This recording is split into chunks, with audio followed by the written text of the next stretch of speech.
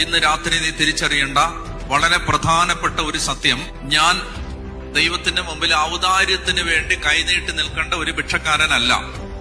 മറിച്ച് ഞാൻ ദൈവത്തിന്റെ മകനാണ്, ദൈവത്തിന്റെ മകളാണ്.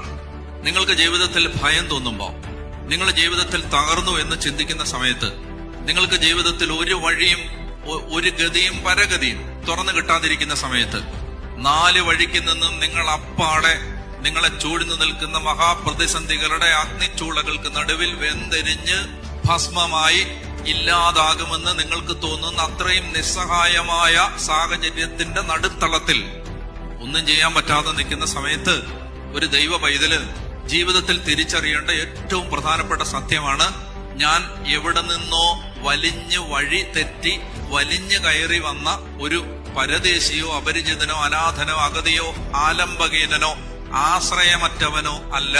മറിച്ച് ഞാൻ ദൈവത്തിന്റെ ഈ പ്രപഞ്ചം, ഈ ഉലകം, ഈ ഭൂമി, ഈ അണ്ടകടാഹം, ഈ പ്രപഞ്ചത്തെയും താരാജാലങ്ങളെയും നക്ഷത്രജാലങ്ങളെയും സൗരയൂഥങ്ങളെയും ഈ പ്രപഞ്ചം മുഴുവനെയും സൃഷ്ടിച്ച മഹാദൈവത്തിന്റെ മകനാണ് ഞാൻ, മകളാണ് ഞാൻ.